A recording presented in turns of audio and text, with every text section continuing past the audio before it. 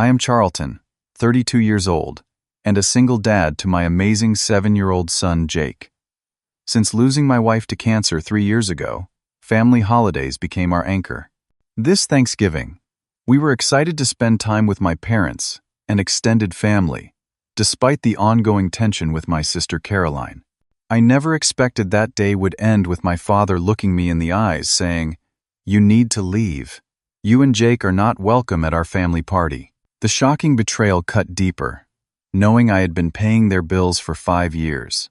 If you have ever been hurt by the people who should love you most, hit that like button and subscribe.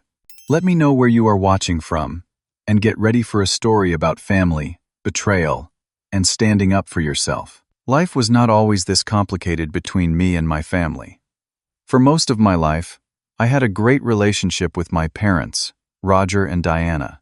We were close, the kind of close where Sunday dinners were mandatory and phone calls happened almost daily. That closeness only seemed to strengthen after I lost my wife, Melissa, to an aggressive form of leukemia 3 years ago. My parents stepped up, helping with Jake, while I tried to put the pieces of our lives back together. The financial support started about 5 years ago, before Melissa got sick. Dad had to take early retirement due to his back problems. The construction work he did for 30 years had finally caught up with him, leaving him with chronic pain and limited mobility.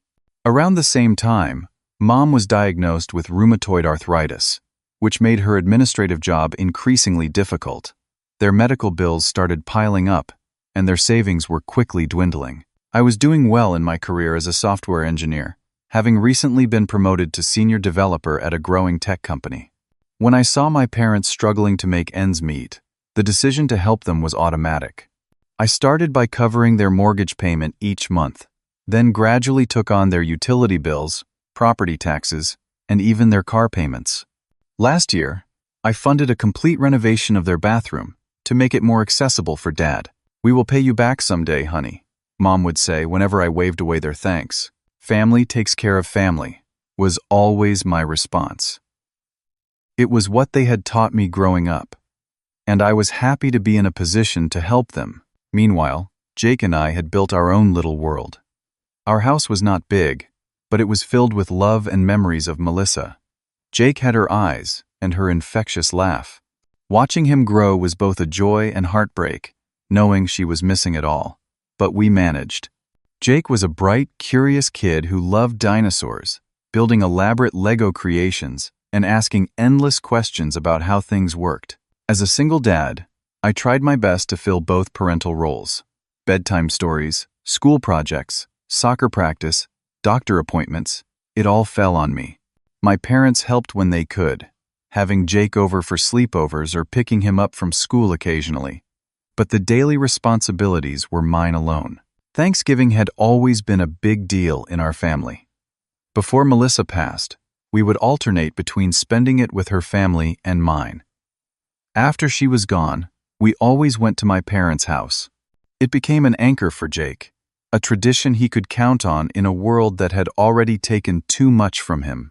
This year, Jake had been talking about Thanksgiving for weeks. He had made special turkey-shaped cards for his grandparents and was excited about helping make the pumpkin pie, a task Grandma always saved for him. "Dad, do you think Grandpa will let me help carve the turkey this year?" Jake asked one evening, as I tucked him into bed. "I am 7 now. That is pretty grown up. We will have to ask him," I said, smoothing his hair back from his forehead. "But I bet he would love your help." What Jake did not fully understand was the tension that had been building between me and my sister Caroline over the past few years. Caroline was 2 years younger than me, married to her college sweetheart Brad, with twin daughters who were now 10. On the surface, we had similar lives, but there had always been a competitive undercurrent to our relationship.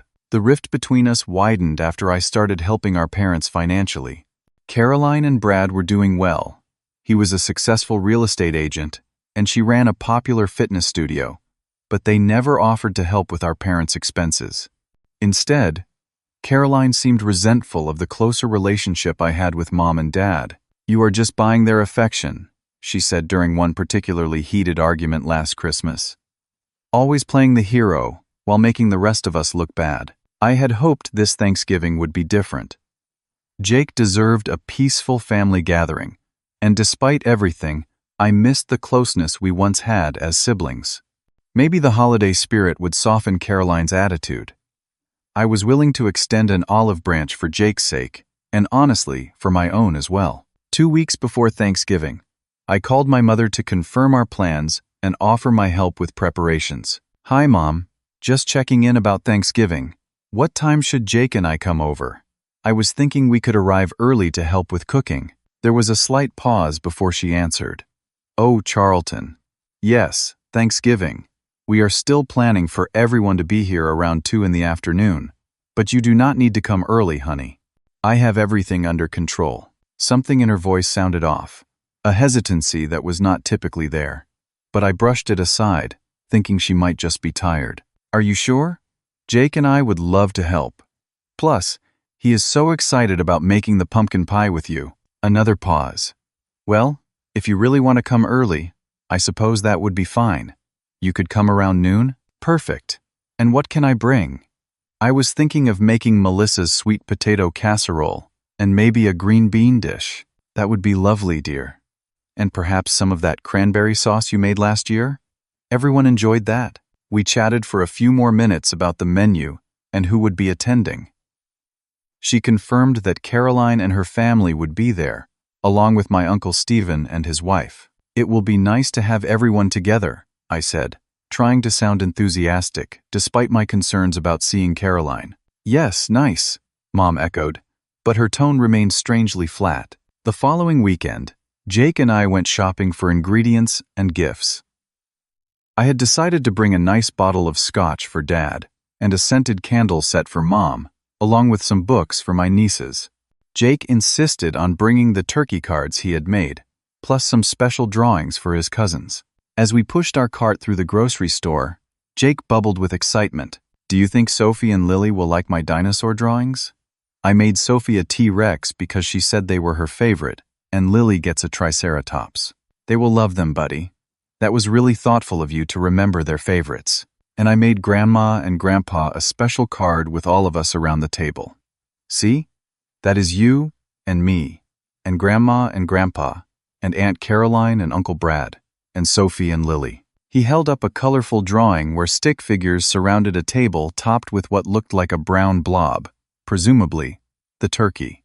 All the figures had enormous smiles, and he had written "Happy Thanksgiving" across the top in his careful first-grade handwriting. "This is beautiful, Jake. They are going to love it." As Jake chatted happily about his artwork, my mind wandered to the last time Caroline and I had spoken. It was at Dad's birthday dinner in August, and we had managed to be civil but distant. There was an unspoken agreement to keep things pleasant for the family's sake, but the warmth that had once existed between us was long gone. The root of our conflict went deeper than just the financial support I provided to our parents. There had always been a subtle competition between us growing up, but things really deteriorated after Melissa died. Caroline had made some insensitive comments about me moving on too quickly when I started dating about a year after losing my wife.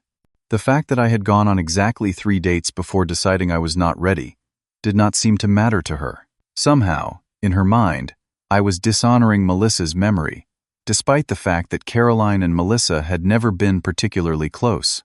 On Thanksgiving morning, Jake was up at dawn, too excited to sleep. We had the sweet potato casserole and cranberry sauce prepared and ready to go, along with a green bean dish I had decided to add to our contributions. "Can we go now, Dad?" Jake asked for the 3rd time before 8 a.m. "Not yet, buddy. We are not going until noon, remember? Grandma and Grandpa are still sleeping." "But what if they need help with the turkey? It takes a long time to cook." "I promise they have it under control.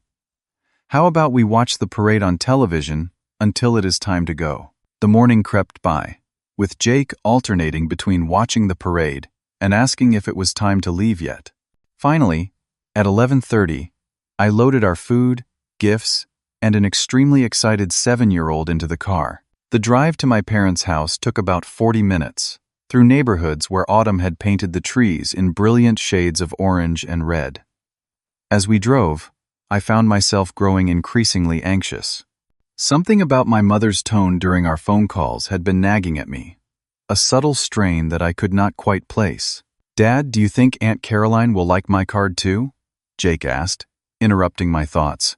"I am sure she will, buddy. Last time she did not want to put my picture on her refrigerator like Grandma does." I tightened my grip on the steering wheel. "Well, not everyone puts artwork on their refrigerator. But I know she will appreciate that you thought of her." We pulled into my parents' driveway just before noon. Their modest ranch-style home looked the same as always, with Mom's carefully tended flower beds now prepared for winter, and Dad's neatly raked leaves piled at the curb. The familiar sight usually brought comfort, but today I felt an unusual apprehension as we approached the front door. Jake rang the doorbell, bouncing on his toes with excitement. Mom answered, her smile not quite reaching her eyes. "Grandma!" Jake launched himself into her arms. "Hello, sweetheart," she said, hugging him tight. You have grown since I last saw you." "It has only been 2 weeks, Mom," I said with a laugh, leaning in to kiss her cheek. "We were here for Sunday dinner, remember?" Of course," she said, stepping back to let us in. "Roger, Charlton, and Jake are here." Dad came in from the kitchen, walking with the slight limp that had become more pronounced in recent years. He gave Jake a high five and nodded at me, but did not offer the bear hug that was his usual greeting. "Happy Thanksgiving, Dad," I said, trying to ignore the coolness of his reception. "Same to you," he replied, already turning back toward the kitchen. "The game is about to start if you want to watch." Jake did not notice the tension, already running to the kitchen to see the turkey. I followed my parents, carrying our food contributions, and trying to shake off the feeling that something was very wrong. In the kitchen, Mom was busy with preparations, her movements more hurried than usual. The turkey was in the oven, filling the house with its savory aroma, and various pots bubbled on the stovetop. "Can I help with anything, Mom?" I asked, setting our dishes on the counter. "You could peel the potatoes," she said, without looking up from the gravy she was stirring. "The peeler is in the drawer." I washed my hands and got to work, trying to engage her in conversation. "Everything smells amazing. Is that a new recipe for the gravy?" "No. Same as always." Her responses were uncharacteristically brief. Jake had found his way to Dad in the living room and was chattering excitedly about school and soccer, seemingly oblivious to Dad's subdued responses. I could hear him showing off his latest dinosaur facts, while Dad occasionally murmured acknowledgement. As I worked on the potatoes, Mom's phone rang. She wiped her hands quickly and grabbed it, glancing at the screen before saying, "I need to take this," and hurrying into the bedroom. Through the wall, I could hear her voice, not the words but the tone, urgent and hushed. When she returned a few minutes later, her expression was tense. "Everything okay?" I asked. "Fine. Just Caroline checking about timing," she said. But something in her voice did not ring true. Dad came into the kitchen to get a beer from the refrigerator. As he passed Mom, they exchanged a look I could not quite interpret. He checked his watch, then glanced at me, before muttering something to Mom that I could not hear. "Did you want one, Charlton?" he asked, holding up his beer. "Sure, thanks." He handed me a bottle without making eye contact, then returned to the living room where Jake was now building something with the Legos kept at Grandma's house specifically for his visits. I continued helping Mom, the silence between us growing increasingly uncomfortable. Twice more her phone rang, and each time she left the room to answer it. Dad also took a call, speaking in low tones on the back porch, where I could see him through the window, his expression serious. Around 1:30, I decided to set the table, thinking it might ease some of Mom's burden. Opening the dining room cabinet where the good dishes were kept, I was surprised to find the table already partially set. I counted the place settings. 6. There should have been 8. For Mom, Dad, Caroline, Brad, their twins, Jake, and me. "Mom," I called, "I think you forgot a couple of place settings." She appeared in the doorway, a flash of something like panic crossing her face. "Oh, I was not finished yet." "No problem. I can complete it. You have got 6 here. But we need 8, right?" She twisted her hands in her apron. "Well, actually, the girls wanted to eat at the kitchen counter this year. They think they are too grown up for the kids' table now, but not quite ready for the dining room. You know how 10-year-olds are." It seemed a strange explanation, but I nodded. "Okay, So we need 7 then, for the adults plus Jake. Mom glanced toward the living room where Dad was now standing at the window, peering out at the street. Let me finish this later, Charlton. The potatoes need to be checked. Before I could respond, my phone buzzed with a text message. It was from Caroline. We will be there in 20 minutes. A simple message, but it sent a wave of anxiety through me. I had not heard directly from Caroline since Dad's birthday dinner, and even then, our interaction had been minimal. Why text me now about her arrival time? I found Jake in the living room, now watching a cartoon while Dad continued his vigil at the window. Excited for turkey, buddy? I asked, sitting beside him on the couch. So excited. And pumpkin pie. Grandma said I can help sprinkle the cinnamon on top. Dad's phone rang again. He answered quickly, turning away to speak in hushed tones. Yes, they are already here. I know. We will handle it. Do not worry. He ended the call and checked his watch again. Everything okay, Dad? I asked. Fine, he said curtly. Just finalizing some details with your Uncle Steve. He is running late. But Uncle Steve had never been one to call repeatedly about timing, and something in Dad's demeanor suggested he was not being truthful. Jake, sensing none of this tension, jumped up suddenly. I forgot to give Grandma and Grandpa their cards. They are still in the car, Dad. I will get them for you, I offered, glad for an excuse to step outside and gather my thoughts. At the car, I retrieved Jake's carefully made cards from the back seat. As I turned to go back inside, I noticed a text from Mom to Dad that had popped up on my phone's screen due to the family sharing plan we were all on. Caroline says she will not come in if they are still here. What do we do? My stomach dropped. They, still, here. The words echoed in my head as pieces started falling into place. The awkward greetings, the hushed phone calls, the missing place settings. I stood frozen by my car, the reality washing over me. My sister did not want to see me, and my parents were trying to figure out how to manage the situation. Rather than confronting the issue directly, they were hiding behind phone calls and vague excuses. Taking a deep breath, I headed back inside, Jake's cards clutched in my hand, my mind racing with how to navigate what was clearly about to become an extremely uncomfortable situation. I had barely stepped back into the house when I heard another car pull into the driveway. Through the living room window, I saw Caroline's silver SUV parking behind my sedan. Jake, who had been showing Dad a Lego creation, looked up excitedly. Are Sophie and Lily here? Can I show them my new dinosaur facts book? Before anyone could answer, Mom hurried in from the kitchen, wiping her hands nervously on her apron. She and Dad exchanged a loaded glance. Charlton, Dad began, his voice unnaturally formal. Could I speak with you in the kitchen for a moment? Sure, I replied, my chest tightening with the certainty that whatever was coming would not be good. In the kitchen, Dad closed the door partway, leaving it open just enough that I could see Jake still playing contentedly in the living room. Look, son, Dad started, not quite meeting my eyes. We have a bit of a situation. Let me guess. Caroline does not want to see me. Dad's surprise at my directness was evident. You know, I saw Mom's text by accident. Family sharing plan. Remember? So what is the plan here? Are you going to make us eat in separate rooms? Take turns at the table? Dad shifted uncomfortably. It is more complicated than that. Caroline has made it clear that she and her family will not stay if you and Jake are here. The words hit me like a physical blow. And you are telling me this now? After we have driven 40 minutes, brought food, and Jake has been looking forward to this for weeks? We had hoped to work something out, but Caroline is being firm. She says after what happened at Christmas last year, she cannot be in the same room as you. What happened at Christmas? You mean when she accused me of using my financial support to manipulate you and Mom? When she said I was disrespecting Melissa's memory by going on a few dates? That Christmas? The front door opened, and I could hear Caroline's voice in the entryway, along with her husband Brad and their twins. Jake's excited greeting echoed through the house. Sophie, Lily, I made dinosaur drawings for you. Dad lowered his voice further. Son, I hate to ask this, but would you consider maybe coming back later, after Caroline and her family leave? We could save plates for you and Jake. I stared at him in disbelief. You want us to leave? Now?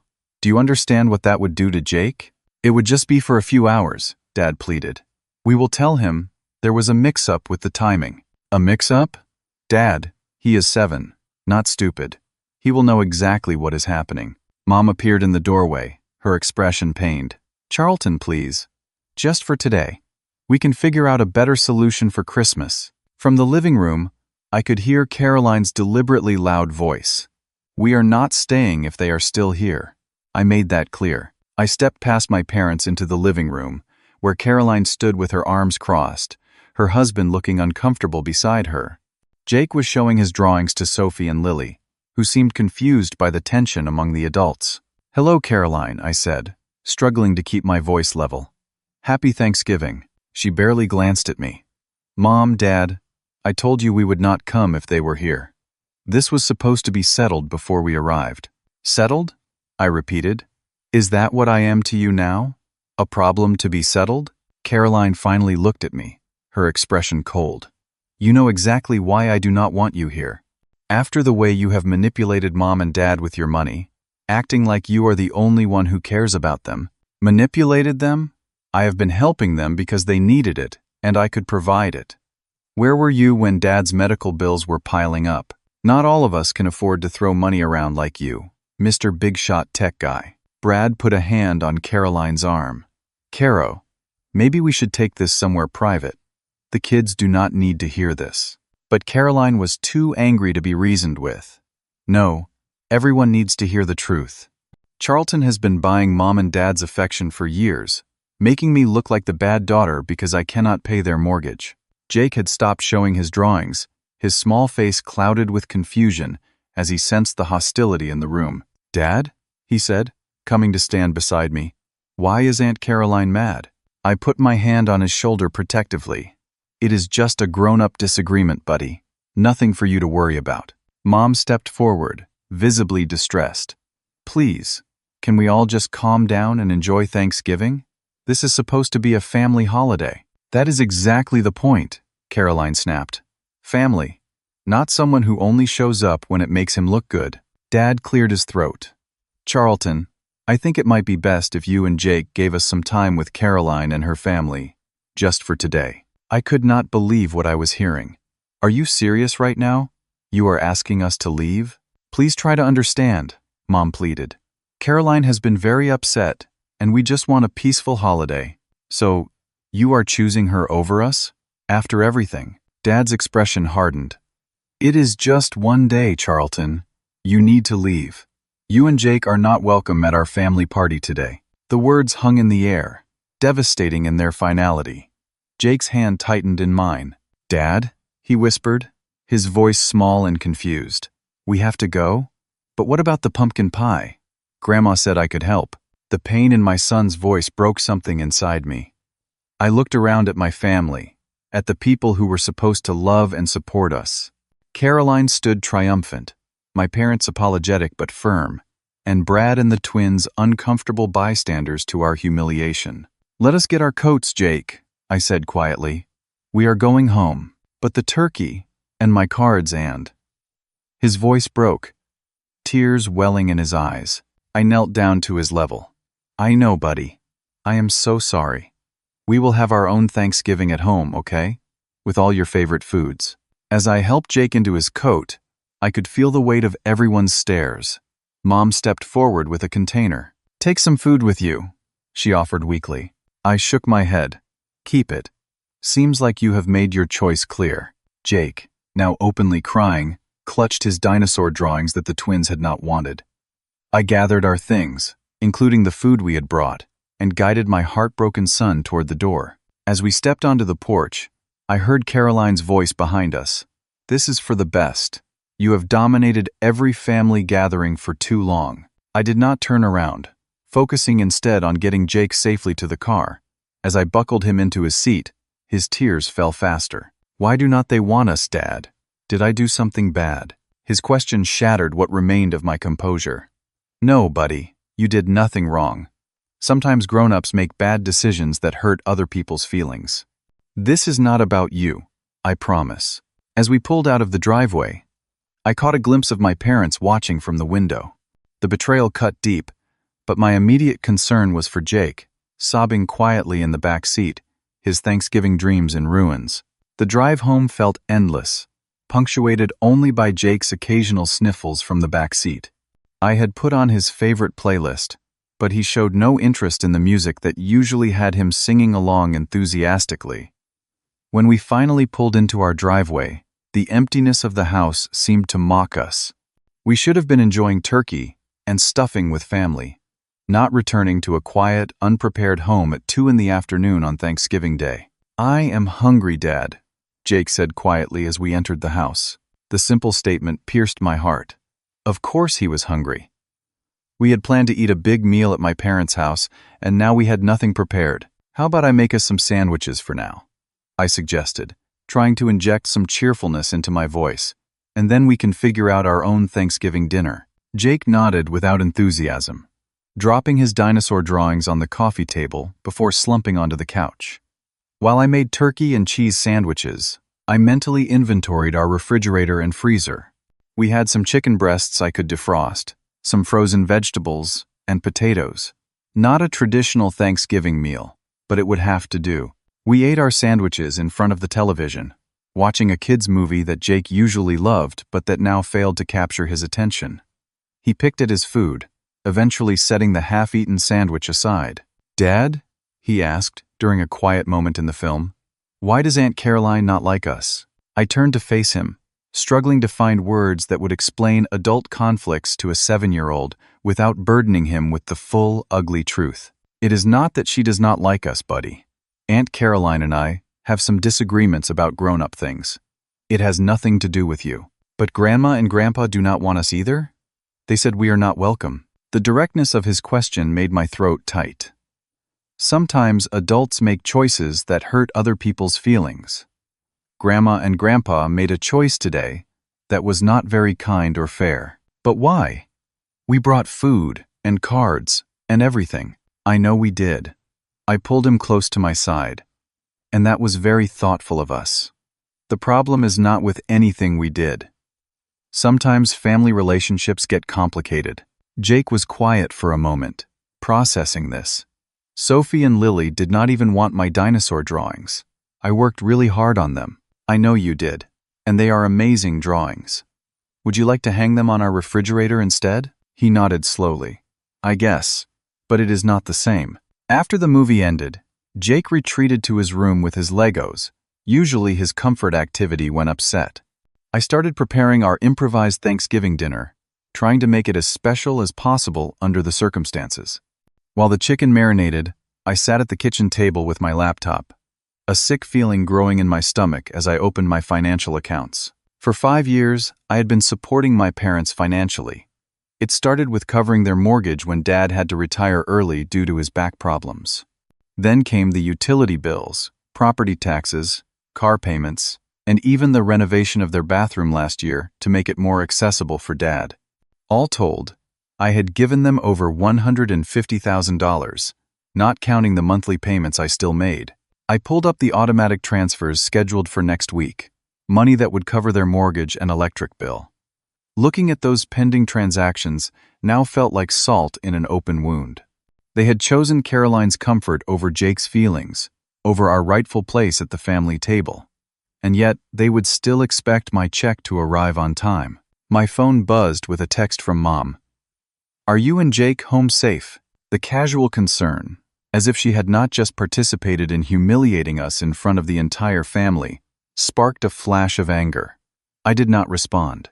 Instead, I found myself searching through old emails, finding the thank you notes Mom had sent when I paid for their new water heater, the text messages from Dad expressing gratitude when I covered an unexpected medical bill, the dozens of times they had accepted my help without hesitation. "Never expected my own son to be so generous," Dad had written when I paid off the remainder of their mortgage last Christmas, a gift that had strained my own finances but that I had given gladly, believing it would provide them security and peace of mind. As evening approached, my phone rang. Dad's name flashed on the screen. After a moment's hesitation, I answered. "Hello? Charlton, it is Dad." Just checking that you got home okay." The normalcy of his tone, as if he had not told me to leave just hours earlier, was jarring. "We got home fine." "Good, good." He paused. "Look, son, about today. I am sorry things got awkward, but you know how Caroline can be. It seemed easier to just give her this one day." "Easier for who, Dad?" "Certainly not for Jake, who cried all the way home asking what he did wrong. He did not do anything wrong, of course. It is just adult stuff." "Adult stuff? Is that how you justify kicking out your grandson on Thanksgiving? After he spent weeks looking forward to it, making cards for everyone, talking about helping Grandma with the pie?" Dad sighed. "You are making this bigger than it needs to be. We will make it up to Jake, I promise. Maybe you both can come over this weekend for leftovers." "Leftovers?" I repeated, the word tasting bitter. "That is what we are to you now? The family members who get leftovers after the real celebration is over?" "That is not what I meant, and you know it. This is a temporary situation until Caroline calms down." "And what if she never calms down? What if she always has a problem with me? Will you keep choosing her over us?" "We are not choosing anyone over anyone else. We are trying to keep the peace." I laughed without humor. "By sacrificing Jake's feelings? By humiliating us in front of everyone?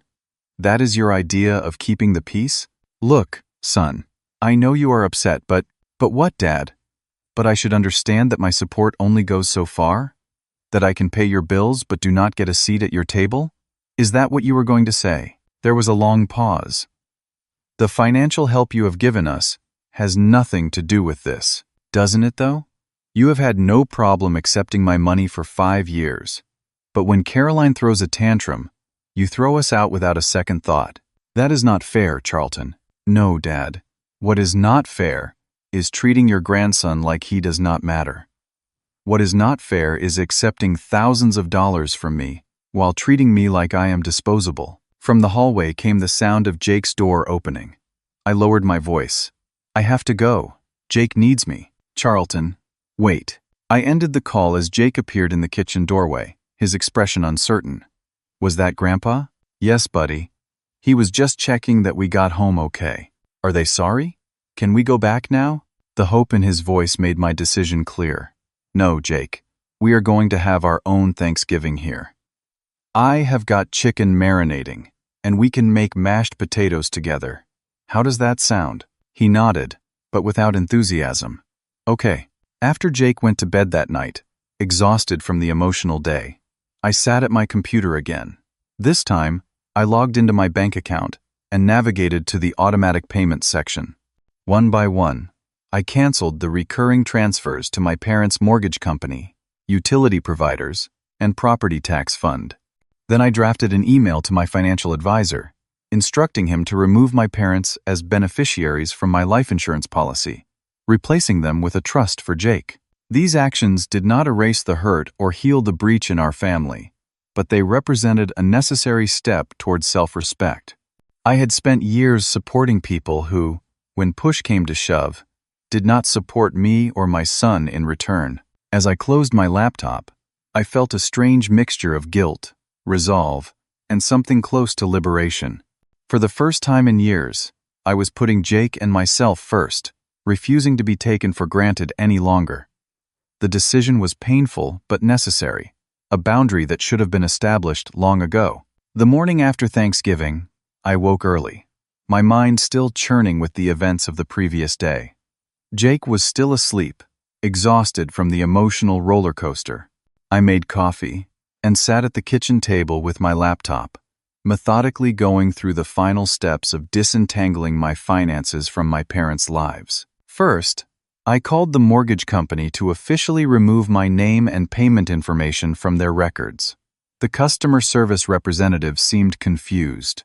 "You have been making payments on behalf of Roger and Diana Thompson for, looks like 4 years now. Are you sure you want to stop all automatic payments?"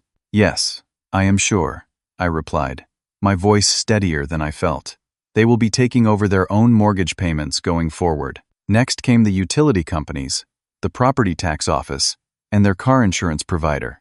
With each call, I felt both lighter and heavier, the burden of financial responsibility lifting, while the weight of family breakdown settled more firmly on my shoulders. Around 10 in the morning, my phone rang. It was Dad, probably having received notification of the canceled mortgage payment. I let it go to voicemail, not ready for that conversation yet. Jake was awake now, still subdued but asking for breakfast. I made his favorite chocolate chip pancakes, trying to inject some normalcy into what had become a very abnormal holiday weekend. By early afternoon, Dad had called 3 more times. Finally, I decided to answer. "Charlton, what is going on?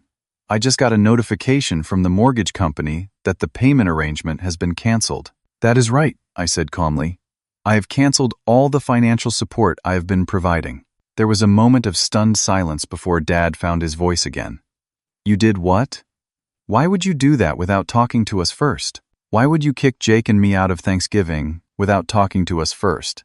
It seems we are both making unilateral decisions these days. This is completely different. We are talking about our home, our bills, and yesterday we were talking about my son's feelings, his sense of belonging in this family. But that did not seem to matter much to you. So this is punitive? You are punishing us financially because you got your feelings hurt?" His characterization made my blood boil. "This is not about hurt feelings, Dad. This is about respect, about being treated like family rather than an ATM. You made it very clear yesterday where Jake and I stand in the family hierarchy. I am simply adjusting my financial commitments to match that reality. You cannot just cut us off like this. We have bills due next week, the mortgage payment, which you and Mom will need to figure out how to pay, just like every other adult in the world. I have been carrying your financial burden for 5 years without complaint. That ends now. Charlton, be reasonable. If this is about yesterday, we can talk it through. Maybe we handled it badly, but to respond by threatening our housing security is extreme. I am not threatening anything, Dad. I am simply stepping back from voluntary financial support that has clearly been taken for granted." "Taken for granted? After everything your mother and I have done for you? Like what exactly? Helping occasionally with Jake? Letting us come to family gatherings, at least until yesterday? Please explain to me, what exactly balances out 5 years and over $150,000 of financial support?" Before he could answer, I heard Mom's voice in the background, asking what was happening. Dad must have explained because the next voice on the phone was hers, panicked and tearful. "Charlton, honey, please do not do this. We need that help. Your father's pension is not enough to cover everything, you know that." "I do know that, Mom. I have known it for 5 years, which is why I stepped up when no one else would. But I cannot continue supporting people who do not respect me or my son." "We do respect you. Yesterday was a mistake. We see that now. A mistake is forgetting to set a place for someone at the table, deliberately excluding your son and grandson, telling us we are not welcome in your home. That is a choice. Caroline put us in an impossible position." "No, Mom. You put yourselves in that position by enabling her behavior, and you made your choice. Now I am making mine." As I ended the call, I noticed Jake standing in the doorway, his expression troubled. "Are Grandma and Grandpa in trouble, Dad?" I sighed, motioning for him to come sit with me. "They are having some money problems that they need to solve. Grown-up stuff." "Is it because of us? Because we left yesterday?" "No, buddy. It is because for a long time, I have been helping Grandma and Grandpa with their bills, but now they need to take care of those things themselves." He considered this with the straightforward logic of a child. "Like how I need to clean my own room instead of you doing it for me." I smiled despite everything. "Something like that, yes." Less than an hour later, my phone buzzed with a text from Caroline. "What the hell do you think you are doing? Mom and Dad are beside themselves." I did not respond, but within minutes, my doorbell rang. Looking through the peephole, I saw Caroline and my parents standing on the porch. I hesitated, then opened the door. "We need to talk," Caroline said, pushing past me into the living room. My parents followed, looking uncomfortable but determined. "Please, come in," I said sarcastically, closing the door behind them. Jake appeared from his room, surprised to see everyone.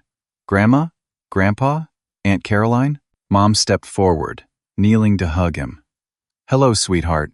We came to talk to your daddy about some important things." "Jake," I said, Why do not you go play in your room for a bit while the grown-ups talk? Once Jake was out of earshot, Caroline wasted no time. You cannot just cut Mom and Dad off financially because you are mad about Thanksgiving. That is manipulative and cruel. Interesting choice of words, Caroline, considering you are the one who manipulated them into kicking out a 7-year-old child from a family holiday. This is not about yesterday, Dad interjected, trying to sound reasonable. This is about a commitment you made to help us financially. A commitment I made voluntarily, out of love and respect for you both. But respect works both ways, Dad. You cannot treat Jake and me like we do not matter, and still expect me to foot your bills. One incident, Mom pleaded. One unfortunate day, and you are willing to put our home at risk? Your home is not at risk unless you choose not to pay your own mortgage, which is what responsible adults do. And it was not just one incident. It was a clear message about where we stand in this family. Caroline scoffed. Always the martyr. Poor Charlton, so mistreated after throwing his money around for years to make himself look good. I turned to face her directly. Is that really what you think? That I have been helping Mom and Dad to make myself look good? To compete with you somehow? Obviously. You swoop in with your tech salary, paying for everything, making sure everyone knows what a devoted son you are while I can barely afford dance lessons for the twins. Caroline, Dad said sharply, that is enough. Charlton's financial help has been genuine and crucial for us. So crucial that you chose her comfort over his son's feelings, I pointed out. That really showed your priorities. We made a mistake, Mom admitted, tears welling in her eyes. We should never have asked you and Jake to leave. We were trying to keep the peace, but we handled it all wrong. And now you are here, not because you genuinely regret hurting us, but because your money source has dried up. That is not fair, Dad protested. We came to make things right, to apologize. After you found out I canceled the payments. Convenient timing. Caroline threw up her hands. This is pointless. He has made up his mind to punish everyone. This is not punishment, I said firmly. This is a consequence. Actions have consequences, Caroline. You wanted me out of the family gathering. You got it. But you do not get to exclude me and still benefit from my financial support. So what happens now? Dad asked, his voice strained. We cannot afford the mortgage on our own. We might lose the house. You might, I acknowledged. Or you might find another solution. You could downsize to something more affordable. Caroline could step up and help. You have options that do not involve depending on someone you are willing to throw out of Thanksgiving dinner. The conversation continued in circles, with accusations, tears, and occasional moments of genuine remorse from my parents. Caroline remained defensive and angry, unwilling to acknowledge her role in the family fracture. Through it all, I maintained my position, unwavering in my decision to end the financial support. As the argument reached a crescendo, Jake's bedroom door opened, and he peered out, his expression anxious. Seeing him, I realized how this hostile confrontation in our home was affecting him. I think it is time for you all to leave, I said, standing up. This is not productive, and it is upsetting Jake. Charlton, please, Mom begged. We can work this out. Maybe we can, Mom, but not today, and not like this. Jake and I need some space. What happened yesterday hurt him deeply, and having everyone show up here arguing is only making it worse. Dad stood slowly, his expression a mixture of anger and defeat. This conversation is not over, son. I know it is not. But for now, I need you to respect our home and our feelings, the way I had hoped you would respect our place in the family yesterday. As they prepared to leave, Jake emerged fully from his room, clutching a dinosaur toy for comfort. Caroline barely looked at him, but Mom knelt down for a hug that Jake returned half-heartedly. I am sorry about yesterday, sweetheart, she whispered to him. Grandma made a mistake. Jake nodded but said nothing, pressing himself against my side as they filed out the door. When it closed behind them, he looked up at me with serious eyes. Are they still mad at us, Dad? I sighed, picking him up even though he was getting too big for it. They are not mad at you, buddy. Not at all. The grown-ups are having a disagreement about money and about how we treat each other in our family. Is Aunt Caroline still going to be mean to us? I do not know, Jake. But what I do know is that you and I are going to be okay no matter what. We are a team, right? He nodded solemnly. The best team. As I held my son, I felt the weight of the day's confrontation, but also a renewed certainty that I had made the right decision. The path forward was unclear, but for the first time in years, I was prioritizing our well-being over everyone else's expectations. It was painful but necessary, a boundary that would either strengthen our family in the long run or reveal that the relationships had been conditional all along. 1 month after the Thanksgiving disaster, Jake and I were decorating our Christmas tree, a ritual that had taken on new significance this year. We had not spoken to my parents or Caroline since the confrontation at our house, though there had been several voicemails and text messages, ranging from apologetic to accusatory. "Can I put the star on top, Dad?" Jake asked, holding the glittering tree topper we had purchased just last week. "Absolutely, buddy. Let me lift you up." As I hoisted him toward the top of the tree, I marveled at how resilient children can be. The hurt from Thanksgiving had not disappeared, but Jake had processed it in his own way and moved forward. He still asked occasionally about his grandparents and cousins, but the questions came less frequently now. After the star was perfectly positioned, we stepped back to admire our work. The tree was smaller than the one at my parents' house would have been, but it was ours, covered in ornaments that held meaning for our little family of 2. "It is the best tree ever," Jake declared, his face glowing in the colorful lights. "I think you are right," I agreed, tousling his hair. We had decided to create new traditions this year. Instead of the usual family gatherings, we had planned a Christmas Eve volunteering session at the local food bank, followed by a movie marathon and homemade pizza. For Christmas Day, I had arranged for us to join my friend Marcus and his family, who had become something of a chosen family for us over the past month. Marcus had been my closest friend since college, and when he heard about the Thanksgiving incident, he had immediately invited us to join his family for Sunday dinner. His wife Alyssa and their 3 children had welcomed Jake with open arms, providing the warmth and acceptance he so desperately needed after the rejection he had experienced. "When are we going to Marcus's house for Christmas?" Jake asked as we sat on the couch, admiring the tree. "Christmas morning. We will open our presents here first, then head over there for lunch. Sound good?" He nodded enthusiastically. Zach said his mom is making 3 different kinds of pie. Zach was Marcus's 9-year-old son, and he and Jake had become fast friends.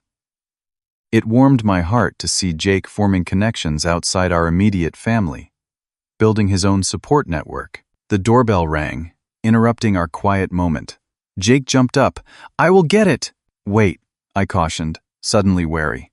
"Let me check who it is first." Through the peephole, I saw my parents standing on the porch, looking cold and uncertain.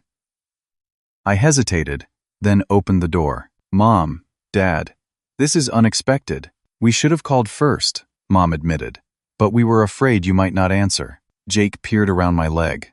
"Grandma, Grandpa," despite everything, his face lit up at the sight of them. Kids forgive so easily, I thought, both grateful for and worried by his open heart. "Hello, sweetheart," Mom said, her voice catching. "My, how you have grown in just a month." "We put up our Christmas tree," Jake announced proudly. "Want to see?" I hesitated, then stepped back. "You can come in for a few minutes." They entered cautiously, as if afraid I might change my mind. The contrast to their previous visit, when they had stormed in with Caroline full of righteous indignation, was striking. "Your tree is beautiful," Mom said, admiring our work. "Jake did most of the decorating," I told her, watching as Jake beamed with pride. "Can I show Grandpa my new dinosaur book?" Jake asked me. "Sure, buddy. It is on your bedside table." As Jake led my father toward his room, Mom turned to me. "Charlton, we came to apologize. Properly this time, not just because of the money." I crossed my arms, not ready to make this easy for her. "I am listening. What we did at Thanksgiving was wrong, terribly wrong. We hurt you and Jake, and no excuse can make that right. And yet, you had plenty of excuses that day. And when you came here afterward," she nodded, accepting the rebuke. "We did. We were trying to justify the unjustifiable. But these past weeks have given us time to really think about our actions and their consequences. From Jake's room came the sound of excited chatter as he showed Dad his latest obsessions. The normalcy of it contrasted sharply with the difficult conversation unfolding in the living room. "So what has changed?" I asked. "Besides the obvious financial situation," Mom sighed. "We realized what we stood to lose. Not just your financial support, but you and Jake. Our son and grandson. No amount of keeping the peace with Caroline is worth that. And speaking of Caroline, we have had some hard conversations with her too. She needs to understand that this family has room for everyone, and her discomfort does not trump your place in the family." "How did she take that?" "Not well, initially. But she is coming around, I think. The financial reality check helped.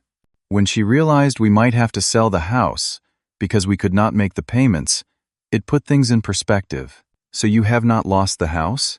Mom shook her head. "Not yet. We have been scrambling to adjust our budget, cutting everywhere we can. Dad has taken a part-time job as a consultant for his old company, working from home. And Caroline has started helping with some of the bills." I felt a small satisfaction at this last bit of information. It is about time she stepped up. Yes, it is. And it has been good for her, I think.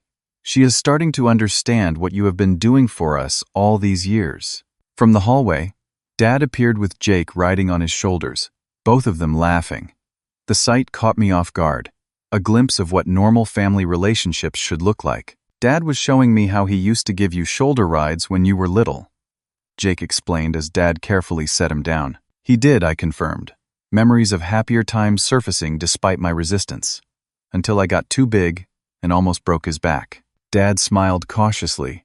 "I was younger then, stronger." An awkward silence fell, the weight of unresolved issues still hanging between us.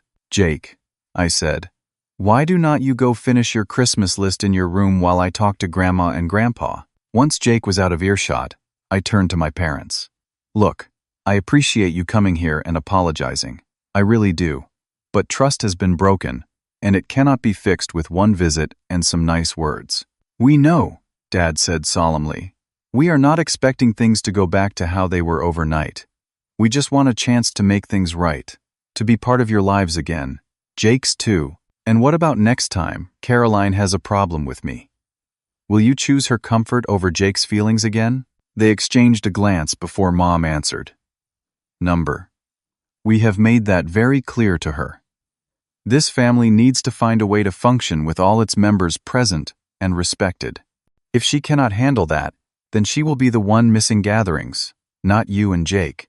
I considered their words, wanting to believe them but still wary. I need to think about this. And to be clear, the financial support is not coming back. That chapter is closed. "We understand," Dad said, though I could see the strain in his face. "That is not why we are here. We miss you both. Christmas without you and Jake would not be Christmas at all." The sincerity in his voice touched something in me. Not enough to erase the hurt, but enough to crack open a door I had firmly closed. "We are spending Christmas Day with Marcus and his family," I told them. "They invited us after Thanksgiving, and I am not going to back out on that. But maybe we could do something on Christmas Eve morning? Jake and I are volunteering at the food bank in the afternoon." The hope that blossomed on their faces was almost painful to witness. "We would love that," Mom said quickly. "Whatever time works for you, I will think about it and let you know," I promised, not fully committing but not refusing either. As they prepared to leave, Jake ran back in to say goodbye. The hugs he exchanged with them were enthusiastic and uncomplicated, reminding me that children live in the present in a way adults struggle to do. "Will you come back soon?" he asked them. "We hope so, buddy," Dad replied, looking at me for confirmation. "We will figure something out," I told Jake, ruffling his hair. "Maybe before Christmas." After they left, Jake and I returned to the couch, the glow of the Christmas tree casting soft light across the room. "Are you still mad at Grandma and Grandpa?" he asked, with the directness only children can manage. I considered my answer carefully. I was hurt by what happened at Thanksgiving, Jake. Sometimes when grown-ups get hurt, it takes time for those feelings to go away. But I am working on it. "I was sad too," he admitted. "But I still love them." "Of course you do, buddy. And they love you too, very much. And you? Do they still love you? The question struck me with its simplicity and depth. Yes, Jake, I think they do. Sometimes love gets complicated when people make mistakes, but it does not go away. Good, he said decisively. Because Christmas is better with more people who love you. Out of the mouths of babes, I thought, pulling him close.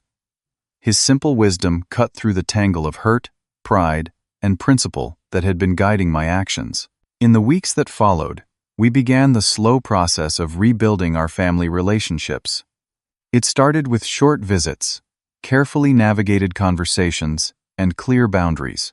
Caroline remained distant, but there were signs of thawing even there, especially when it came to allowing Jake to spend time with his cousins. The financial separation remained firm, a necessary boundary that ultimately proved healthy for everyone involved. My parents found ways to adjust their lifestyle and expenses. Caroline stepped up with more regular help, and I discovered the freedom that came from focusing my resources on Jake's future and our needs. By the time Christmas Eve arrived, we had established a fragile new normal. Jake and I spent the morning at my parents' house, exchanging gifts and sharing a breakfast that held none of the tension of Thanksgiving. In the afternoon, we volunteered together at the food bank, a new tradition that Jake declared even better than opening presents. Christmas Day with Marcus and his family was joyful and relaxed, the kind of chosen family gathering that reminds you that meaningful connections can exist outside of blood relationships. As the new year approached, I reflected on the painful journey we had traveled. The betrayal at Thanksgiving had been devastating, but it had forced a necessary reckoning. By standing firm in my self-respect and prioritizing Jake's emotional well-being, I had ultimately created the conditions for healthier, more authentic relationships with my family. The lesson was not that love is conditional, but that respect must be mutual. By refusing to be taken for granted, I had taught Jake a valuable lesson about self-worth and boundaries. And somewhat unexpectedly, I had taught my parents and even Caroline something about the true meaning of family support, which goes far beyond financial assistance. Standing up for yourself does not mean abandoning love, but ensuring that it flows in both directions. Sometimes, the most loving thing you can do, both for yourself and for others, is to say no to patterns that diminish your worth. In the end, this difficult journey had brought us all to a place of greater understanding and authentic connection, a family reborn through crisis into something stronger and more genuine than before. What about you? Have you ever had to stand up to family members who took you for granted? What boundaries did you set, and how did it change your relationships? I would love to hear your experiences in the comments below. And if this story resonated with you, please hit that like button and subscribe to hear more real-life stories about family dynamics and personal growth. Thank you for listening. And remember, true family, whether by blood or by choice, is built on mutual respect and genuine care. Wishing you all meaningful connections in your life journey ahead.